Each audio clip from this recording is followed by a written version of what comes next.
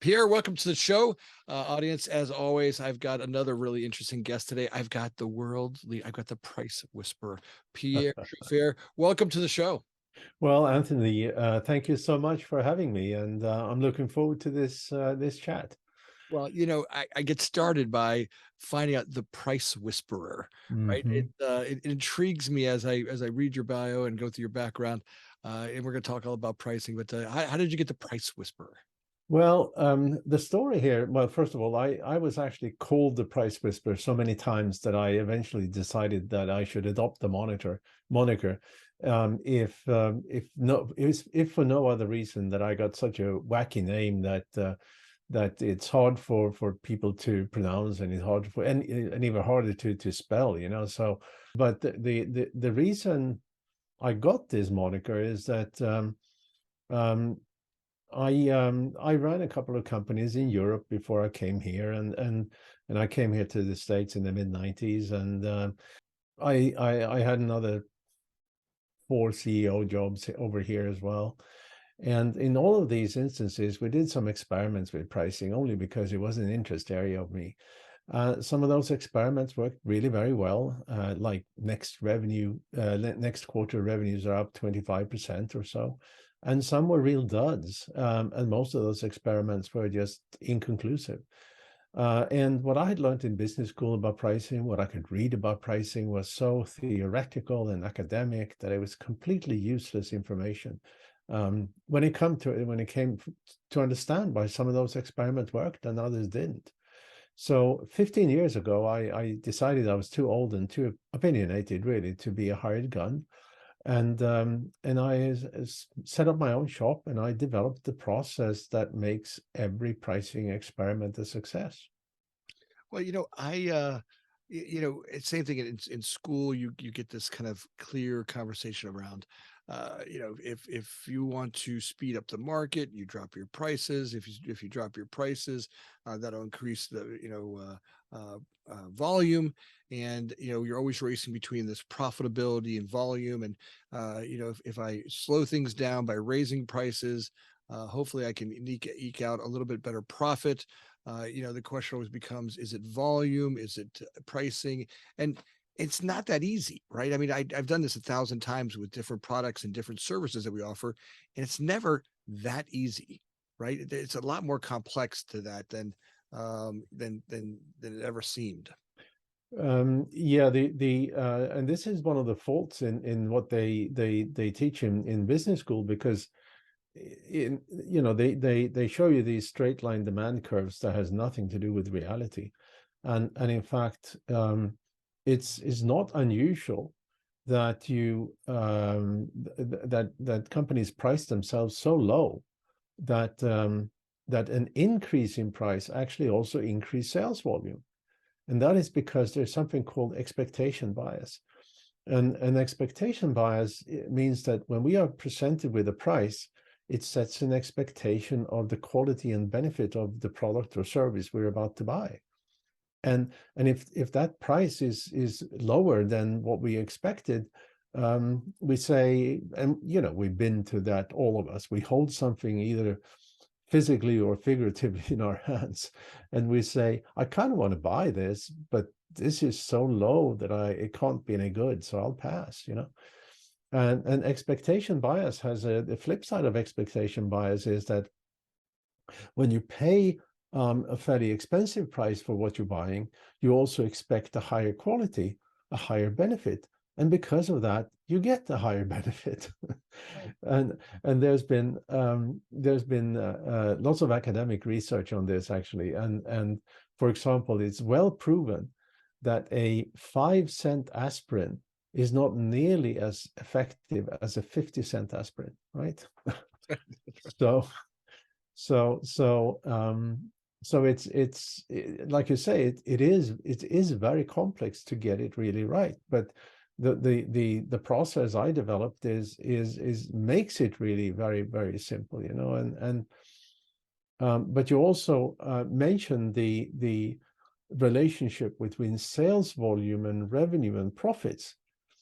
And that's very, very important, because often often you may want to price your product or service for maximum profitability, and for a while accept a lower price, a lower sales volume, because that added profitability will give you the opportunity and the resources to develop more product or services, to market more effectively, to do more business development, and even hire better people, right?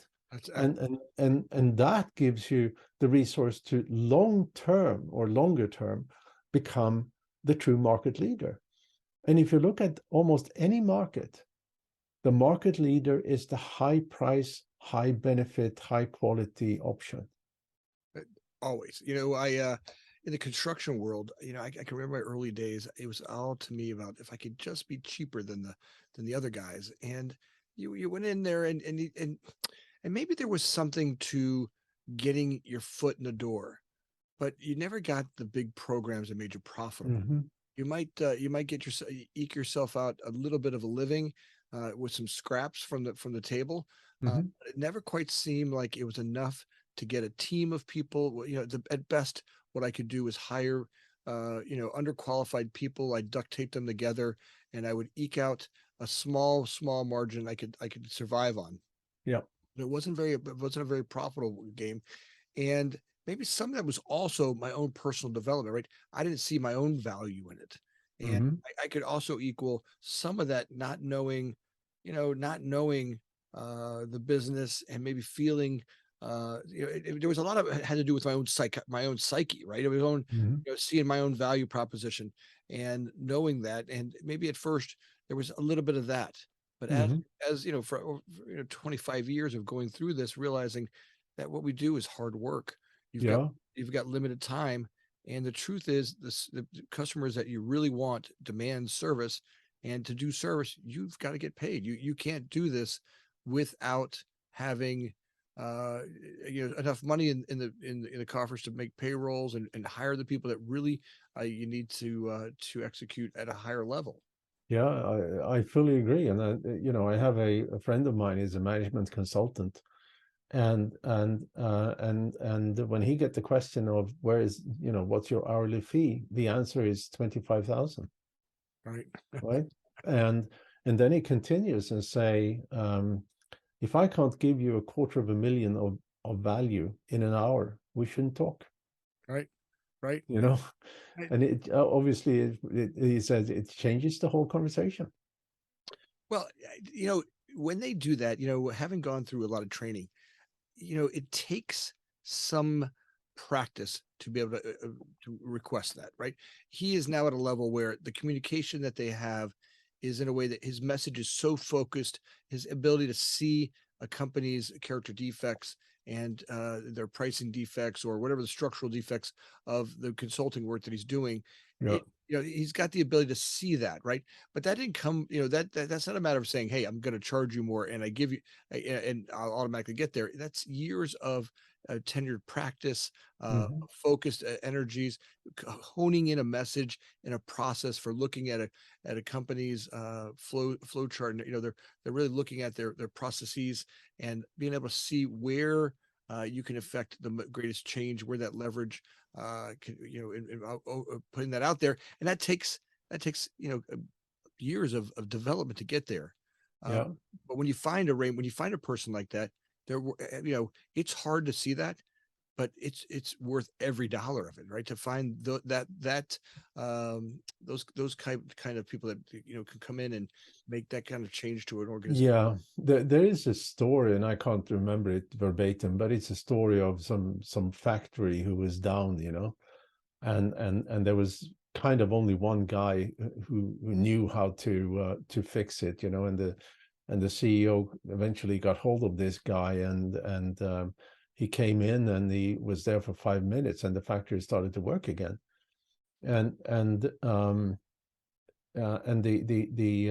invoice that person sent was like, it was for $100,005, and it was two items, pushing the right button, $5, knowing which is the right button, 100,000. Uh, you know. right, we go through it all the time, and sometimes I have a hard time justifying to the accounting team when I put together budgets for our organization to bring in consulting folks. Hmm. Their numbers are not cheap, right? To bring in great consulting folks to support you, it's expensive. And sometimes, when I'm up against the fence in a board meeting or in a meeting and have to justify that, I can just go back and go, look, if you can't see where we've been and where we are today and what it's taken to get there, and literally the consulting folks we bring in are we try to attack it from different points of view, right? Hmm. At the company, the company and the processes that we follow, the people that we have and how do we work on them individually, the way that we communicate to the public, the way that we Hmm. communicate um, to our subcontractors and contracting world, right? It takes different type of experts in different fields to bring them in to help support that. And when you go into a company and you start talking about pricing, where do you start? How do okay, I bring in Pierre, I need you to come in and I need you to help us look at our pricing structure, both for our corporate clients and for our independent clients. uh, where do we start? Yeah, it's very interesting. We are almost always being brought in when there is a change in the company, or there has been a serious change in the company some 6 to 9 months prior to us being engaged. And that change is often maybe a new CEO or an investment in the company and new board members and stuff like that. And that change and that new CEO is often chartered to take the company to the next level. It's rarely that you have a I have a saying that I'm happy with our pricing never said a successful CEO, No. right? And that is because, say you have a company that's sort of marching on, sort of middle of the road, they're growing a little bit, they have a comfortable living. It's not, and maybe they have a CEO or a management team that's been doing the same thing for the last 20 years. They they're not going to wake up one morning and say, let's take the company to the next level. They're happy where they are, and they probably make a comfortable living and so forth. But it's when it is that change, that a new infusion into the company, and many times, like you say, the value of a consultant is that it's not you. That's right. Right. If I could change, I would. I mean, it's obvious that you're good at some things, right? I Mhm. mean, to have a successful company and do well to the point where you can afford to have a consultant, right? Yeah. For that, hey, there's some things I'm great at, and then to have those abilities to look at yourself and go, maybe there's some other things I'm not. And today we practice this real practice around here, where as a leadership body, standing in the malleability of continuous change. And Hmm. it took a minute to get that muscle, organized and really practice that muscle. But Yeah. today, as a team, it's a great place to be in that that constant malleability around here gives us the ability to sway with the market as the market changes, and the way people are hiring, the way the economy is going, the number of projects that we get. There's constantly an ebb and flow to a business, and when you stay a little rigid, I feel like you get a little stagnant. Yeah. Yeah, this goes back to, I said that we are often brought in when there is a change in the company, and sometimes that change comes from outside forces, like changes in the marketplace, and the we're currently working with a multi-billion-dollar company that is they don't know how to fend off low price competition from East Asia in their commodity market. And um, and and um, when it comes to pricing, and there's something called pricing power. Pricing power is it was defined by Warren Buffett, And he said that his most important criterion for investing in a company is whether they have pricing power. And he then continued to define what it meant to have pricing power. And he said, pricing power is the ability to increase prices and maintain or even increase sales volume.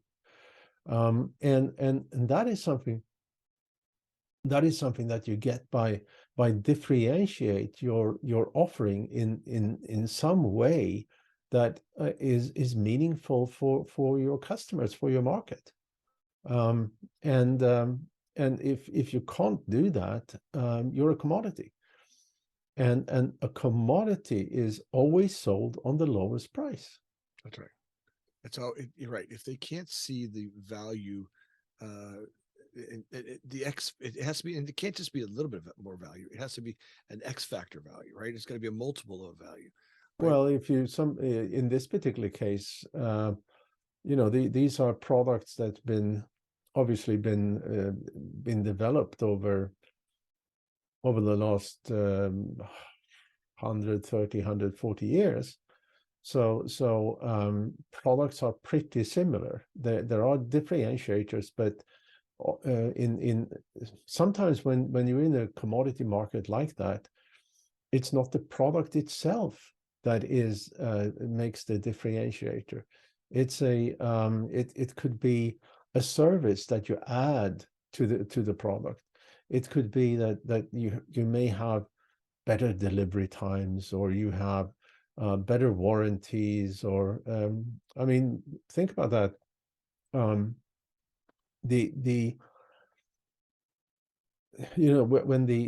the Korean car manufacturer tried to establish themselves here in the US, they failed miserably.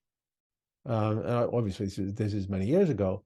They failed miserably, and not only and they did so because they were selling cars that was pretty rudimentary, but were also dirt cheap, and of also mediocre quality.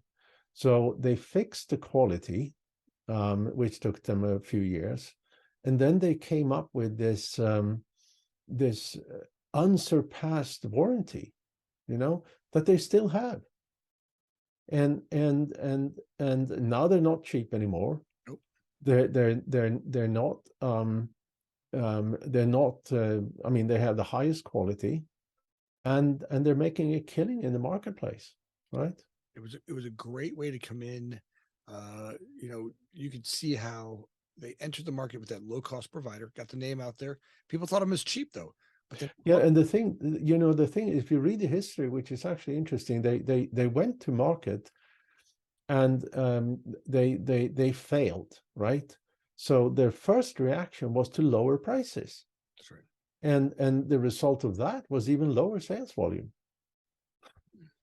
because of that expectation bias, right? So how do you figure out that curve, right? What's the formula? Where do you start to look at that? How do you start? Well, I mentioned early on here that I developed a process that we're using in my company that makes every pricing experiment a success. And that process consists of doing willingness to pay research into a marketplace. This is online polling of a marketplace, from which through a whole series of questions where we ask people to match their perceptions of value, their perceptions of quality with price. And it's all unaided, so they fill in their perceptions.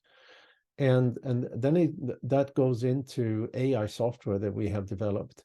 And from that, we can accurately predict sales volume, revenue, and profitability at different prices. And we also do something else, which is really key here. There's something called price walls. These are psychological price points where small price changes generate significant changes in sales volume, and you need to know where they are, so you price yourself on the right side of them. And let me give you an example. Just before the pandemic here, I spent some time with one of the VPs over at one of the main computer companies here. And he told me that they had done some experiments. They took this one computer. They were pricing cost plus, you know, very rudimentary pricing. And they took this one computer model and they inched up the price $1 at a time, and they looked at what happened with sales. And computers are low margin products, right? So they could go up $17, inched up $1 at a time, with no change in sales volume. But if they went up $18, sales just fell through the floor. And that meant that they had been leaving $17 on the table for whatever period they've been selling that computer, and they were selling 10,000 of them a day, right? And they found that price wall. So obviously, you want to be as close to it as you can, but on the right side. Right, right. And there's where you continue to do these experiments to find that out. I mean, No, you don't do experiments. You measure and find out what it is, so right? how do you do that? How do you That's through that online polling we do, or call it. I mean, it's an online survey that is very different than what you'll get from a typical market research firm. But it goes out to a marketplace, which could be a B2B or a B2C marketplace, and from these series of questions that we have, we can assess and predict sales volume and revenue at different prices. But that's just the very beginning, because then we can also advise our clients on what customer profiles of theirs leads to a higher willingness to pay, and therefore support higher prices than another customer profile. Likewise, what feature, functions, and benefit leads to higher willingness to pay, and therefore support higher prices than other feature, functions, and benefits. And in fact, we are working with some main manufacturers that they use this service to do different bundles of features for a good, better, best product strategy, to make sure that they use the right feature set in what's the best and most expensive product. So let me apply a little bit of that to the construction world. So to see if we can get a little bit of an analogy that would work there. So you're going to bid. You're up against multiple different clients, other people that are doing the same work that you're doing, right? And they come up and say, all right, we're gonna let's say customer, you want to build a bathroom for somebody, okay? Or a new home. You're gonna build a new home for somebody, and three different contractors, and they say, okay, here's my plans. You're going to build this home. Contractor A, what's your benefits? What's your benefits? You know, contractor B, what's your cost? Contractor C, what's your cost? And starting to identify what the differences are there, but also understanding the benefits of using us as opposed to the other company. Look, at the end, you're going to end up with the same house. But along the way, the services that I provide, as compared to the other two contractors, here's what they are. Maybe I offer financing, or maybe I offer a decision logic that helps you see things a lot clearer. Or maybe as we do building, I've got 3D imaging that gives you a better see what you're going to get along the way. Yeah. But is that what you're talking about? Having some those are all differentiators, and I mean, having been through that as a customer more than once, the one thing I would pay a lot of money for, I can tell you that, and that is simply having a constant contact with them. I mean, you have contractors showing up here, and then you expect them to show up next day, and they don't. And then they're sort of gone dark for a week, and then they suddenly show up, and that's terribly annoying. But in construction, maybe if somebody actually can guarantee that here's the timeline for the construction, and we are going to we're going to put whatever resource we need to put that, guarantee that we meet that timeline, right? Well, that would be an enormously strong differentiator. Well, I really think the construction world is plagued in that low cost provider mentality from a lot of folks. Hmm. There are very few brands. We've picked brands that have, right. Some of the brands that we work for really do see it's not about the lowest price, but Hmm. most people in the business, it's a lie that's out there. They go to bid, they're looking for a number. They don't see the problem is with construction is that if this is the lifespan, if a building is 150 years old, let's say it's 100 years of lifespan. Construction is such a small interaction with the customer. They're willing to put up with a lot of brain damage when it comes down to pricing. So a lot Yeah, of folks well, don't see that. They don't see that cost benefit analysis, and it's very few brands that have been around long enough to see that the quality of construction really does impact by the pricing that you have, and ultimately the total cost of finding cheaper pricing is going to affect their overall pricing. yeah, oddly enough, we did a project for a company earlier this year who provides ready-made panels for construction, house construction projects, where each panel is CNC milled, and so the accuracy of the panel is less than an eighth of an inch, and these panels comes with windows and rough trade and everything, is just connect them, and which means that you do the framing of a custom made home in 2 days, right?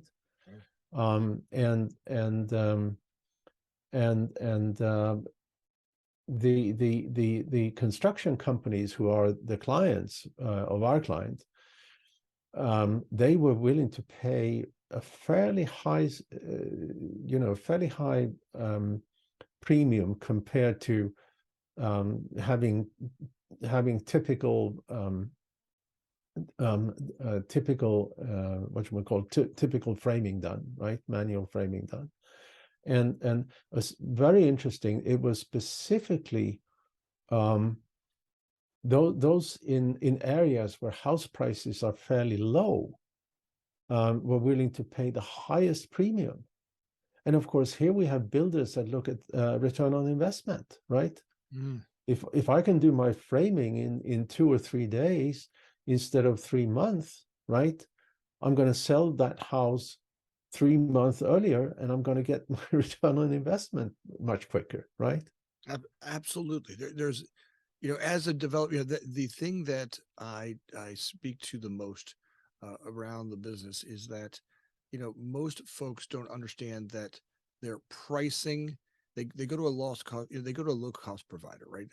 Yeah. Subcontractor A says I can do it for $10. Contractor B says I can do it for $9. Contractor C says I can do it for $8. And you get the price and you think as a contractor, hey, I made 2 more bucks than I would have made if I used a contractor at the $10 range. And now you get to the field, and the problem is the contractor at $8 can't perform. And No, exactly. it, Because because the that person or that contractor is not hiring the better people. They're hiring the cheapest, most unreliable people. And it's in this particular market vertical that you're in, differentiators in my mind is all about guarantees, right? Guarantee that the workers are going to show up, guarantee that the workers are going to do good quality work, so there's no rebuilds and stuff like that needs to happen. Guarantees that their timelines that's going to be held, and so forth. And I mean, we talked earlier on consulting and management consulting, and that's another thing that we found in any number of projects that we do, is that companies are willing to pay considerably higher prices for fixed price bids, right? As opposed to time and material, because then you have a number in the budget and it's not going to change, and the risk is on the vendor, and companies are willing to pay substantial higher prices for that security. It is, and there are those. The problem is, I think most customers, because they don't deal with construction for very often, Hmm. for the a few times in their lifetime that they go through this, you may be one of the people who go through it, has gone through it more, but the average homeowner maybe Hmm. goes through it once or twice through their whole lifetime. They maybe build a home for themselves, or maybe they update a bathroom or a couple of rooms, and when they don't do it themselves, they hire someone to come do the work, and they're just not understanding the totality of the cost of the game, and Yeah. that's where you've got to really speak to that, right? And that's really in that brand awareness, that value proposition, that value conversation that happens in uh, that happens where you've got to take them through the ups and downs of what's going to happen through the process, and how are you going to mitigate those issues that they can't see and they weren't even aware of, right? They don't understand that, you know contractors see at $8, he's never worked in that state, or never worked in that area, or Hmm. has any knowledge of local codes or requirements. That having an $8 number sounds great, and then all of a sudden you find out, hmm, they can't get licensed here, or they can't. Yeah. I think I have seen, just based on the ads that I'm bombarded with, that there's a trend in the industry of focusing on certain specifics and building brand. Hmm, And brand is what a brand is a promise of quality and benefit. That's what a brand is. that's right. And obviously you have these contractors that say we only do bathrooms, right? We only do kitchens. We only do what do you call it? Granny flats, ADUs, AUDs, something like that. Additional living spaces. Hmm, So, which is a big deal here in Los Angeles because um, we have a huge homeless population here, and what they've done here in city ordinance, they really encourage you to build a sort of a guest house in your backyard that somebody can live in, so which is one of the things I've done. So, but but it's but I seen that focus on branding is very interesting because it goes back to, I mean, I mentioned that story of aspirin, and the funny thing, is that generic aspirin is almost for free, right? It's not very expensive. Um, but then you can buy Bayer aspirin, which it was invented by this German company Bayer. I think in the early 1900s, and it's 4 or 5 times the price of generic aspirin, and people are buying it.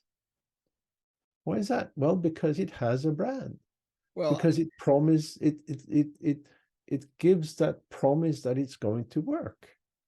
that's right. That's right. You get this perceived value, that it's guaranteed that I'm going to take this, my headache will go away, my Yeah, pain will be relieved. It's yeah, known entity, and I think that's a big one. That brand perception value.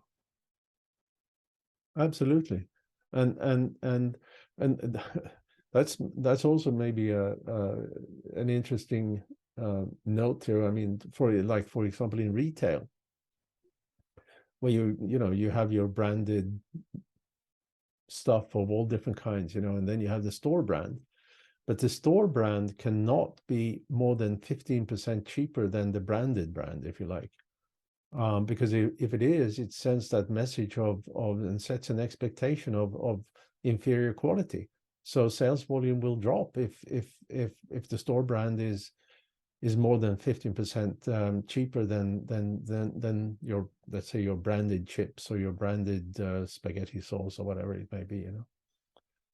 So it you know good pricing is all is all in our heads. Oh, well, and there's a whole understanding what it is, right? We've been trained how to buy things, right? Hmm.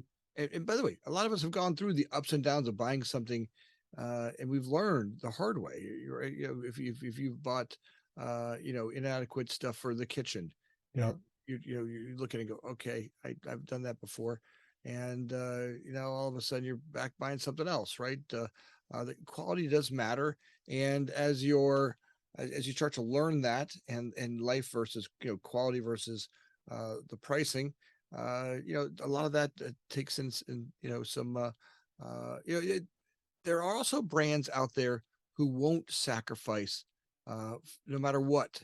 They have a quality level they want to do. They'll just opt out of the marketplace. Yes, absolutely. Yeah. There are, I can remember when Apple did that, right? I mean, Hmm. Apple was a big component of, hey, look, I'm not going to do this cheap notebook. They went to the iPad instead.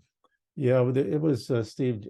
Apple is such a fascinating story, and I'm an Apple guy, I can tell you that. But um, I mean, first off, when Apple was on the verge of bankruptcy, right? And that is because what they were selling was very similar sort of beige boxes that all the PC manufacturers were selling, and a beige box computer was like 700-800 bucks, and then you slap a monitor on it and it's another 100 bucks, and you're at 800-900 bucks. And the only differentiator with Apple was that they were using an incompatible operating system, and they were successful in the graphics market, but nowhere else. And then Steve Jobs came back, and he slashed costs. That's for sure he did. But a year later, or a year and a half later, they came out with the first iMac that was completely different, and it was sold at 1,299. So it was 50% more expensive than any of these beige boxes. And it was not beige, it was colorful, and it was funny, and it was all inclusive, and there was no or very few cables, and a completely different experience, right? And the iMac saved Apple. And then the story that uh, you mentioned here was that there was a time when the netbook was supposed to be the be all of future of computing. And I think the only netbook that is still surviving is the Chromebook from Google, right? Where you have a very low powered computer without much storage, and everything you do is just connected to the web. But networks were a big thing for a while, and this journalist asked Steve Jobs when Apple is going to come up with a $300 computer and a netbook, and he said then that we don't know how to make a quality product at 300 bucks, you know. And instead, like I said, a year later, there came the iPad. So. Did a great job with the iPad, right? I think the functionality of it, what I loved about Steve Jobs is the products he created, came out and they were not everything to every, computers at the time. I don't remember, you could change every aspect of it. On the PC, you could change every, writing and thing. And Yeah. Steve Jobs said, look, I'm going to do these, I'm going to do these 10 things, but I'm going to do them really, really well. Mm-hmm. And then he kind of went to market with those 10 things, and he kind of combined the camera and the phone and the music, and that was revolutionary. And then they started slowly executing on the App Store, which really was a multiplier today. And but Yeah. the 10 items that they started with were clean. They worked really, really well. They were sexy. There was a value, and now they've created such an audience that most of us have bought every generation of phone there is. Yeah, I'm not buying every generation of phone. I'm buying maybe every third generation or something like that. But I certainly had the very first iPhone. Yeah, I had the very first Apple TV and stuff like that. And it's really extraordinary how they can. But they have they have created that mystique, that desirable. And when we talk about computers you know, back at the time, and you know, I gave up PC some 20 years ago, but at the time, there was always problems, you know. And Oh, then you had Apple that came in here, and it just worked, you know. that's right. That's right. PCs were always plagued with viruses and always Yeah, plagued with something that stopped. And the Mac, all the Mac stuff we have, it's solid. It always turns on. It doesn't have the, you know, rarely. I mean, maybe in all the years I've been together, rarely do we have some systematic error. yeah, exactly. I have the same issue today with some of my clients insist on using Microsoft Teams for meetings like this, and it never really works. I Mm, mean, it halfway works, yeah, yeah. but it doesn't work nearly as good as some of the alternatives, you know. So it's just crazy. So Well, Pierre, I got to tell you, I loved, talking with you and the wisdom of it. As people start to, first of all, get in touch with you to bring you in to talk about pricing and working with their organization to really create that understanding of proper pricing. Uh, mhm. what's the best way to do that? And Yeah, yeah. The best way is simply to do a Google search for the Price Whisper. there you go. You will find me, you'll find my latest book, you'll find, which is a bestseller at Amazon, and I'm a USA Today bestseller, Let's do and you find my company, and that's Google is my friend in that respect. let's do a plug for the book. The name of the book. The book is called The Price Whisper, with a subtitle of An Holistic Approach to Pricing Power. All right. So, audience, please do me a favor. Go and buy that book now. I really encourage our audience to read. Like you're an avid reader, and I like me. We've talked on pre-show about the number of Yeah. books we read. Really, that's the growth edge that helps us, continue to be thinking about where our opportunities are. And Pierre, thanks for coming on. I'm really, Thanks. delighted to have such an expert on pricing. Well, thank you so much, Anthony, for having me and for inviting me to the show. It's been a pleasure with you know, chatting with you, and I really hope the audience appreciate this talk. So Thanks. Thanks. Hey, audience, if you like the show, and please take a second and like and subscribe. As always, that's a great way to feedback and let us know what you thought. If you have any comments or anything, please put that down below. As our production team is always excited about having your feedback about what we're doing. And we are grateful as always for your listeners and everything that you do for us. Pierre, thanks again for being on the thank show. you. All right. Thank you so much. Bye.